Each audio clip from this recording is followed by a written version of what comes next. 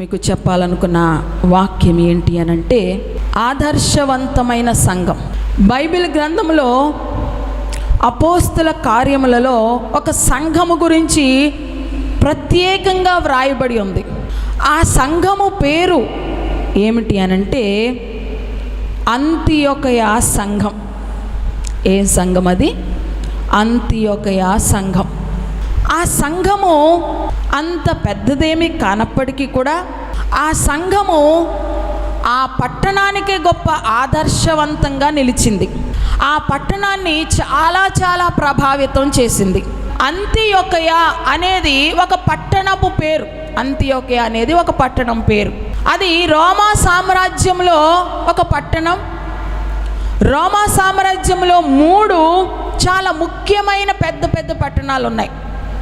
3 ముఖ్యమైన పెద్ద పట్టణాలు ఉంటే ఆ ముఖ్యమైన పట్టణాలలో ఒక పట్టణము అంతియొకయ పట్టణం. ఆ పట్టణం యొక్క విశేషత ఏంటి అనంటే, ఆ పట్టణము వ్యాపారానికి చాలా ప్రసిద్ధి చెందిన పట్టణం. వ్యాపారము చాలా బాగా జరుగుతుందన్నమాట అక్కడ. ఆ పట్టణంలో వ్యాపారం ఎంత ఎక్కువగా అయితే జరుగుతుందో అంతే ఎక్కువగా పాపము కూడా ఆ పట్టణంలో జరిగేది. చాలా విస్తారమైనటువంటి పాపము ఆ పట్టణం అంతా నిండి ఉండేది. అటువంటి సమయంలో దేవుని సువార్త వారి దగ్గరికి వెళ్ళింది. యేసుక్రీస్తుని గురించినటువంటి వార్త ఆ పట్టణస్థుల దగ్గరికి వెళ్ళింది. స్టెఫనును చంపేసిన తర్వాత చాలామంది భయముతో అటు ఇటు చెదరిపోయారు. క్రైస్తవులు, విశ్వాసులు, క్రీస్తుని అంగీకరించిన వారు. స్టెఫనును చంపేశారు. ఏసే నమ్ముకున్నామంటే మమ్మల్ని కూడా చంపేస్తారేమన్న భయముతో చాలామంది అటు ఇటు చెదరిపోయారు. అలా చెదరిపోయిన వారిలో కొంతమంది ఈ అంతియొకయ పట్టణానికి కూడా వెళ్ళారు. వెళ్ళినప్పుడు వీరు ఏం చేశారు అనంటే, అక్కడ ఉన్న వారికి మెల్లిమెల్లిగా క్రీస్తుని గురించి చెప్పడం ప్రారంభించారు. దేవునికి మహిమ కలుగును గాక. ఎప్పుడైతే వాళ్ళకి క్రీస్తుని గురించి చెప్పడం ప్రారంభించారో వారు యేసయ్యను నమ్మడం మొదలుపెట్టారు. చూడండి, అపోస్తుల కార్యముల గ్రంథము 11వ అధ్యాయము 19వ వచనాన్ని మనము చదువుదాం.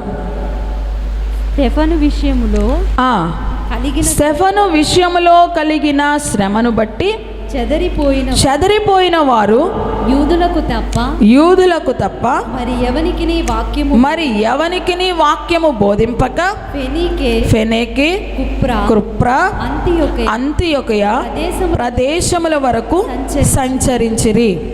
20 కూడా. కుప్రీయులు కొందరును కురేనీయులు కొందరును వారిలో ఉండిరి. వీరు అంతియొకయకు వచ్చి గ్రీసు దేశపు వారితో మాట్లాడుచు ప్రభువైన యేసును గూర్చిన సువార్త ప్రకటించిరి. ప్రభు హస్తము వారికి తోడైయుండెను గనుక నమ్మిన వారు అనేకులు ప్రభు తట్టు తిరిగిరి. దేవునికి మహిమ కలుగును గాక. అలా చెదరిపోయినటువంటి వారు అంతియొకయలో ఉన్న వారికి సువార్తను ప్రకటించగా అంతియొకయలో ఉన్న చాలామంది ప్రభు తట్టు తిరిగారు. అంటే యేసేను నమ్ముకోవటం మొదలుపెట్టారు. ఆయనందు విశ్వాసం ఉంచి ఆయనను ఆరాధించడం మొదలుపెట్టారు. ఈ వార్త యెరూషలేములో ఉన్న సంఘపు వారికి తెలిసింది. అంతియొకయలో కొంతమంది యేసేను నమ్ముకున్నారని తెలిసింది. తెలియగానే అక్కడికి బర్నబా అనే వ్యక్తిని పంపించారు. వాళ్ళకి ఇంకా బలమైన వాక్యం చెప్పాలి, వాళ్ళని ఇంకా క్రీస్తులో బలపరచాలి అని బర్నబాని పంపించారు. ఆ బర్నబానే ఆయన ఏం చేశారో అది కూడా మనం చదువుకుందాం. 22 నుంచి. వారిని గూర్చిన సమాచారము యెరూషలేములో ఉన్న సంఘపు వారు విని బర్నబాను అంతియొకయ వరకు పంపిరి. అతడు వచ్చి దేవుని కృపను చూచి సంతోషించి ప్రభువును స్థిర హృదయముతో అత్తుకొనవలెనని అందరినీ హెచ్చరించిరి. అతడు పరిశుద్ధాత్మతోనూ విశ్వాసముతోనూ నిండుకొనిన సత్పురుషుడు. బహుజనులు ప్రభు పక్షమున చేరిరి. దేవుని నామమునకు మహిమ కలుగును గాక. యెరూషలేములో ఉన్న సంఘము వారు ఏం చేశారంట? బర్నబాను పంపించారు. అతడు ఎలాంటి వాడంట? పరిశుద్ధాత్మతోనూ విశ్వాసముతోనూ నిండుకొనిన సత్పురుషుడు. అంటే ఒక మంచి పురుషుడు, పరిశుద్ధాత్మతోనూ విశ్వాసంతోనూ నిండుకొనిన వాడు గనుక బర్నబాని అంతియోకియాకు పంపించారు. అతడు ఏం చెప్పాడంట? మీరందరూ కూడా ప్రభువుని స్థిర హృదయముతో నమ్ముకోవాలి. ఏ హృదయంతో నమ్ముకోవాలని ప్రకటించారు ఆయన? స్థిర హృదయం. చాలామందికి స్థిరత్వం ఉండదన్నమాట. నమ్మిక విషయంలో చంచల స్వభావులై ఉంటారు. కాసేపు ఒకదాన్ని నమ్ముతారు, కాసేపు ఒకదాన్ని నమ్ముతారు. అలా మీరు ఉండొద్దు. స్థిర హృదయముతో ప్రభువుని నమ్ముకొనవలెనని వారికి ప్రకటించినప్పుడు, హెచ్చరించినప్పుడు అనేకులు ప్రభు పక్షమున చేరారు. ఆ తర్వాత కొన్ని రోజులు బర్నబా గారు అక్కడ సువార్త ప్రకటించిన తర్వాత బర్నబా సౌలును వెదక్కుంటూ వెళ్ళారు. పౌలుగా మారినటువంటి సౌలును వెదక్కుంటా తార్షుకు వెళ్ళి పౌలు గారిని కూడా వెంట పెట్టుకుని అంతియోకియాకు వచ్చారు. ఇప్పుడు ఇద్దరూ కలిసి 1 సంవత్సరం అంతా అంతియోకియాలో సువార్తను ప్రకటించారు. దేవుని నామమునకు మహిమ కలుగును గాక. ఆమేన్. ఎంత టైం ప్రకటించారు? 1 సంవత్సరం అంతా పౌలు బర్నబా కలిసి అంతియోకియాలో సువార్తను ప్రకటించారు. అప్పుడు చాలామంది ఈ అంతియోకియాలో క్రీస్తుని నమ్ముకుని ప్రభు పక్షంగా చేరారు, విశ్వాసులుగా మార్చబడ్డారు. దేవుని నామమునకు మహిమ కలుగునుగాక. అలా ఏర్పడిన సంఘమే అంతియోకియా సంఘం. పౌలు బర్నబాలు సువార్త ప్రకటించడం ద్వారా ఏర్పడిన సంఘమే అంతియోకియా సంఘం. అయితే ఈ సంఘము బైబిల్ గ్రంథంలో ప్రత్యేకంగా వ్రాయబడి ఉంది, ఈ అపోస్తల కార్యములో. ఎందుకొరకు అనంటే ఆ సంఘము చిన్నదే, కానీ అంతియోకియా పట్టణము చాలా పెద్ద పట్టణం. ఆ పట్టణాన్ని ప్రభావితం చేసిందంట.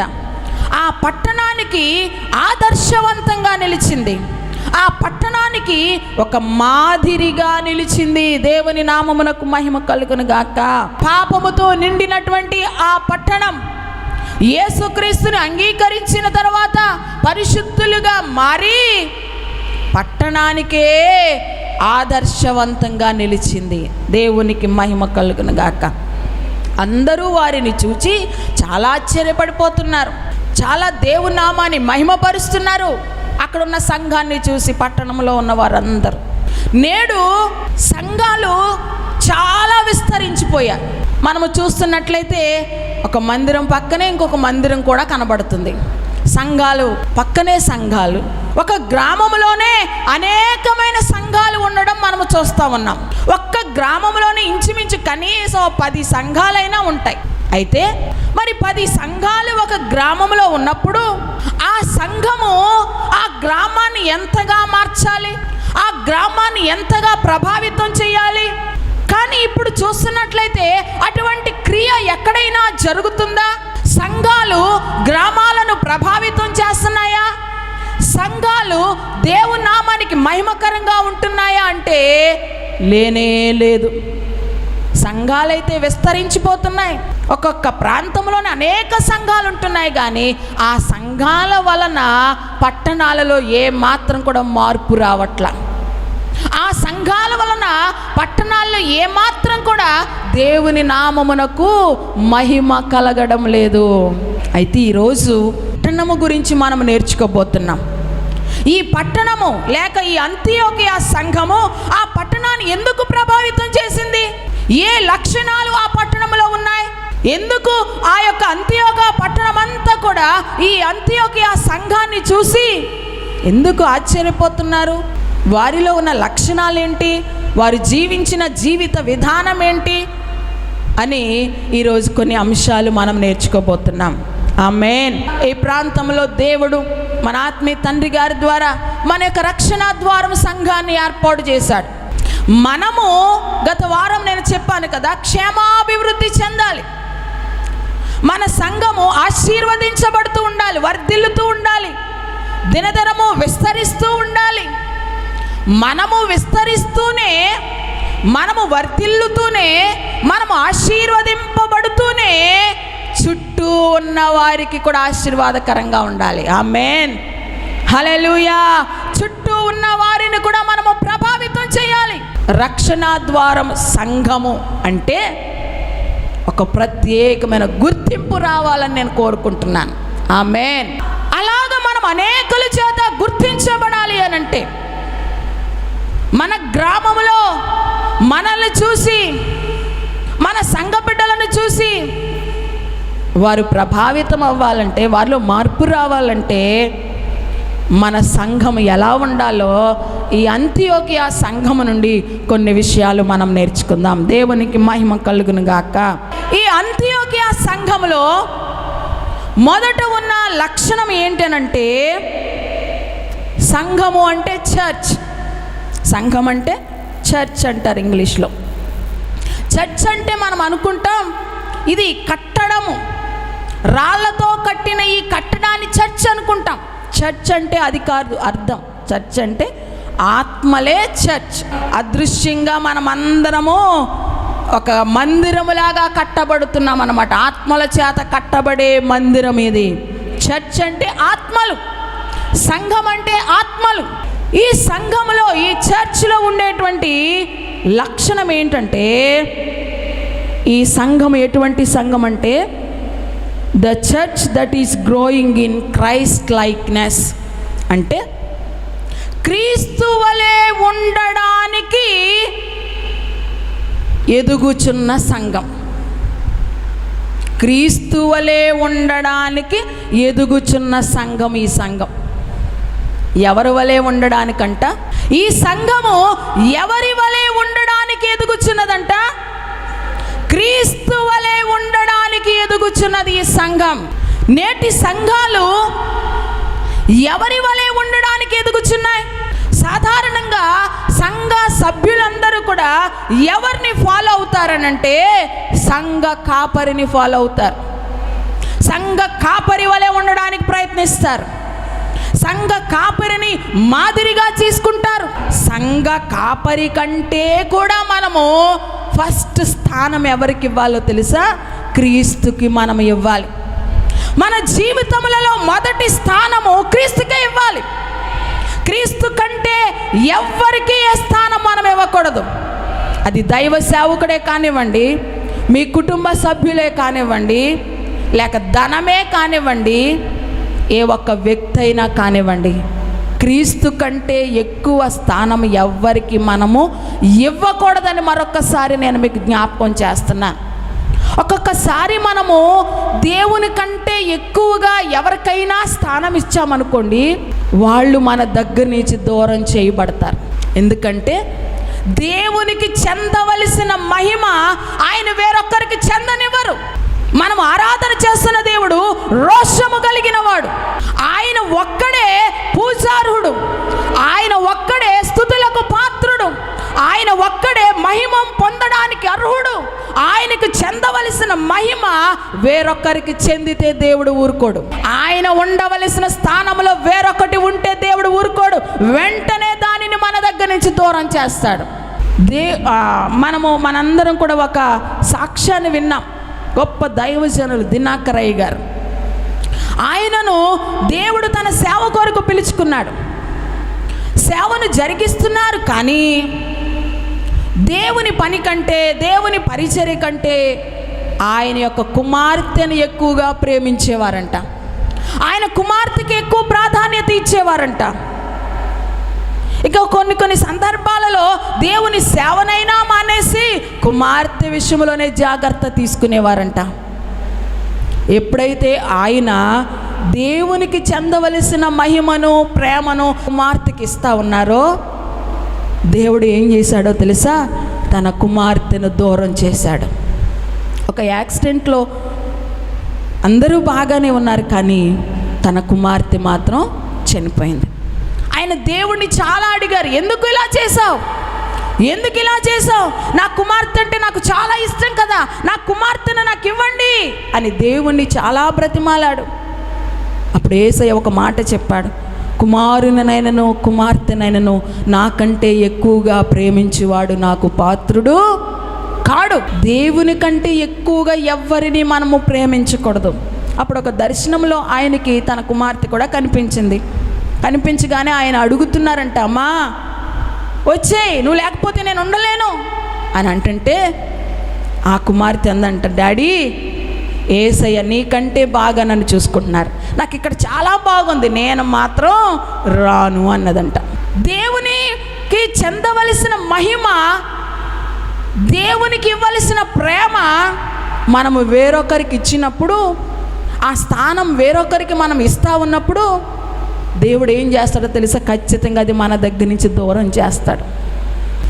దేవునికి చెందవలసిన ఘనత ఒకవేళ మన ఆత్మీయ తల్లిదండ్రులకు మనం ఇస్తున్నామేమో, అందుకని కూడా ఒకవేళ దేవుడు మనల్ని వారికి దూరం చేశాడేమో.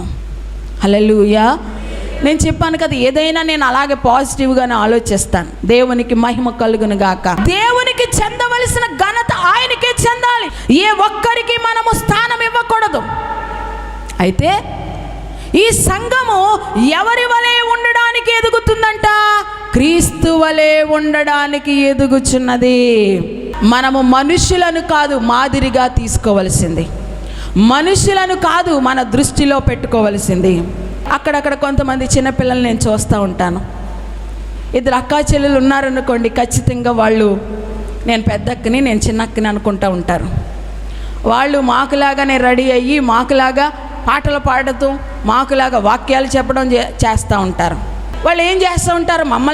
మమ్మల్ని చూసి మాకులాగా ఉండగాలని వారు ప్రయత్నం చేస్తూ ఉంటారు.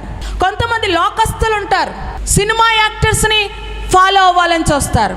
వారిలాగా డ్రెస్అప్, వారిలాగా మాట తీరు, వాటిలాగా డైలాగ్ డెలివరీ ఇవన్నీ కూడా చేస్తూ ఉంటారు.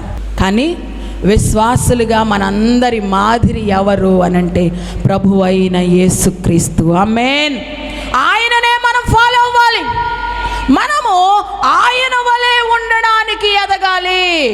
చూడండి, అపోస్తుల కార్యములు 11వ అధ్యాయము 26వ వచనాన్ని మనం ఒక్కసారి చదువుదాం.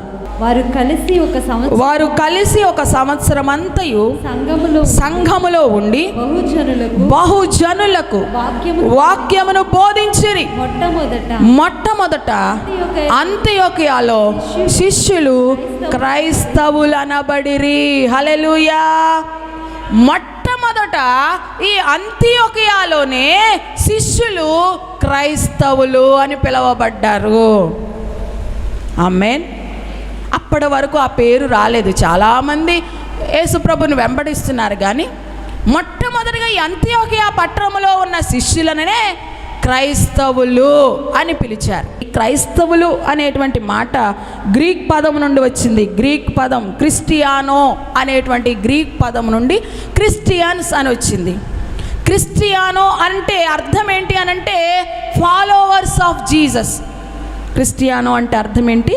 Followers of Jesus. దాన్నే ఇంగ్లీష్లో క్రిస్టియన్స్ అన్నారు.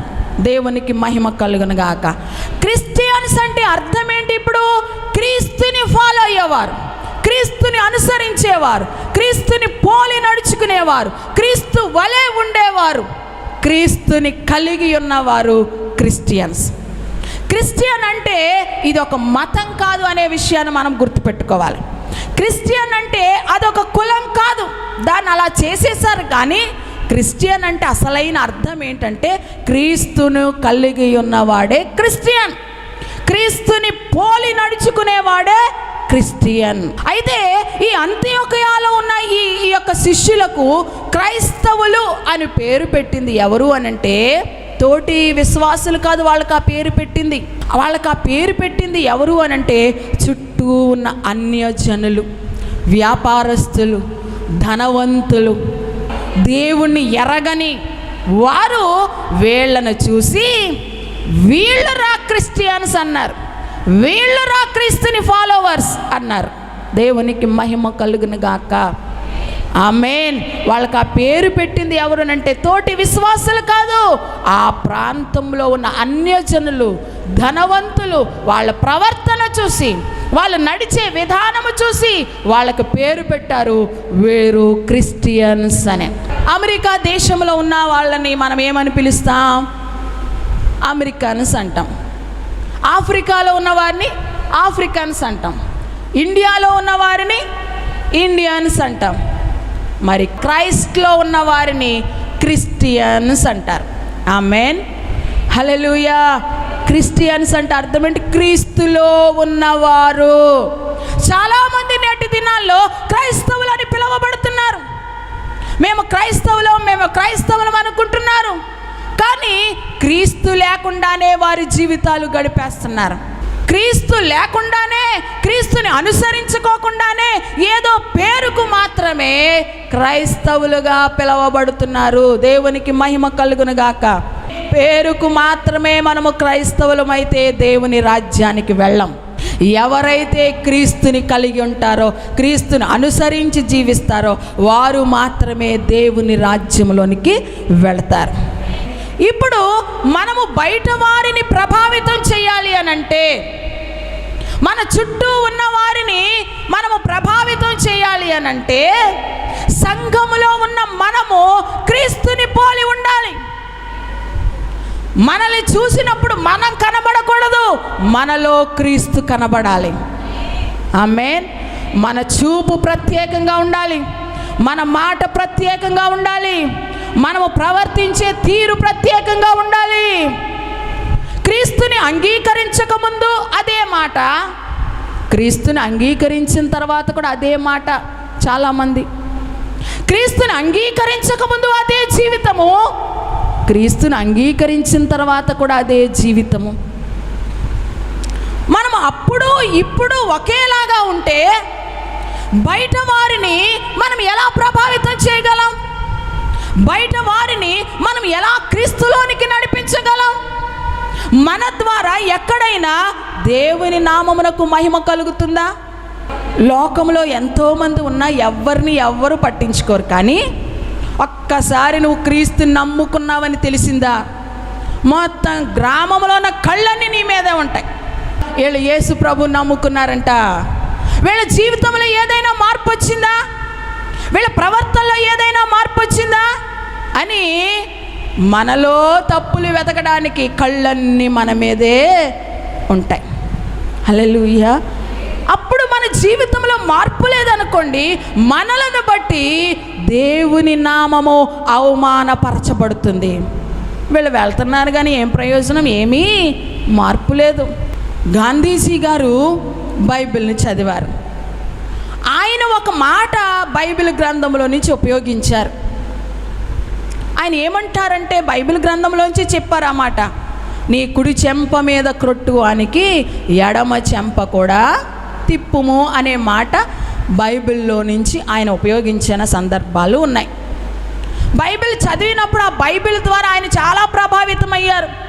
ఆయన తెలుసుకున్నారు యేసుక్రీస్తే నిజమైన దేవుడని, ఇందులో ఈ గ్రంథంలో చాలా ప్రత్యేకత ఉందని తెలుసుకున్నారు. కానీ యేసుక్రీస్తుని తన రక్షకుడుగా అంగీకరించలేదు. తెలుసు ఆయనకి యేసు గొప్ప దేవుడని, కానీ యేసయ్యను రక్షకుడుగా అంటే బాప్తీసం తీసుకొని రక్షకుడుగా అంగీకరించలేదు. ఒకానొక సమయంలో కొంతమంది ఆయన దగ్గరికి వెళ్ళి, మీరు బైబిల్ని చదివారు, బైబిల్ మిమ్మల్ని చాలా ప్రభావితం చేసింది, చాలా సందర్భాల్లో బైబిల్లోని మాటలే మీరు వాడుతూ ఉన్నారు, మీరు యేసు నిజమైన దేవుడని నమ్ముతున్నారా అంటే నమ్ముతున్నాను అన్నారు. మరి నమ్మినప్పుడు రక్షణ ఎందుకు తీసుకోలేదు, బాప్తిస్మం ఎందుకు తీసుకోలేదు అని ప్రశ్నిస్తే ఆయన ఇచ్చిన సమాధానం ఏంటో తెలుసా? యేసయ్య గొప్పవాడే కానీ, యేసయ్య నిజమైన దేవుడే కానీ, ఆయనను అనుసరించుచున్నవారు ఉన్నారు చూడు, వాళ్ళను చూస్తే మాత్రం ఈ మార్గంలోనికి నాకు రావాలని అనిపించట్లేదు అన్నారంట. ఆ క్రిస్టియన్స్ని బట్టి నేను బాప్తీసం తీసుకోవడానికి వెనకడుగు వేస్తున్నాను అని చెప్పారంట. హల్లెలూయా. క్రీస్తులోనికి వచ్చిన మనం అందరం ఇప్పుడు క్రిస్టియన్స్, క్రీస్తులో ఉన్నాం. మనల్ని చూసి అనేకులు దేవుని నామాన్ని అంగీకరించే విధంగా మన జీవితం ఉండాలి, కానీ మన జీవితాలను బట్టి అనేకులు దేవుని నుంచి దూరం అయ్యే విధంగా మనం ఉండకూడదు. ఆమేన్. ఈ అంతియోకియాలో ఉన్న శిష్యులందరినీ చూసినప్పుడు వారి మాట తీరు, వారి చూపు, వారి ప్రవర్తన అంతా మారిపోయింది. చాలా ప్రత్యేకంగా వాళ్ళు కనిపిస్తూ ఉన్నారు. అప్పుడు వాళ్ళని చూసిన వారందరూ వీళ్ళు క్రిస్టియన్స్, క్రీస్తుని నిజంగా అనుసరిస్తున్న వారు వీరే అని వాళ్ళకి క్రిస్టియన్స్ అని పేరు పెట్టారు. దేవుని నామమునకు మహిమ కలుగును గాక. ఆమేన్. మరి క్రైస్తవులము, విశ్వాసులము, ఆయన నమ్ముకున్నాము అని మనలో అని చెప్పుకుంటున్నటువంటి మనలో క్రైస్తవత్వం కనిపిస్తుందా? క్రీస్తుని పోలిన ఆ యొక్క స్వరూపము మనలో కనబడుతుందా? రక్షణ పొంది ఎన్ని సంవత్సరాలు అయింది? అది ఇదే ఇది అదే అన్నట్టుగా ఉంటారు కొంతమంది. అది అదే ఇది ఇదే. హల్లెలూయా. గుడికి వచ్చినప్పుడు భక్తి, బయటికి వెళ్ళినప్పుడు మరలా వాళ్ళ ఇష్టానుసారమైంది. అది అదే ఇది ఇదే అంటారు మళ్ళీ ప్రత్యేకంగా. కాదు, ఖచ్చితంగా మనమందరం కూడా ప్రత్యేకంగా ఉండాలి. క్రిస్టియన్స్ అని పిలువబడుచున్న మనలో క్రీస్తు కనిపిస్తున్నాడా? క్రీస్తును పోలిన స్వరూపం మనలో ఉందా?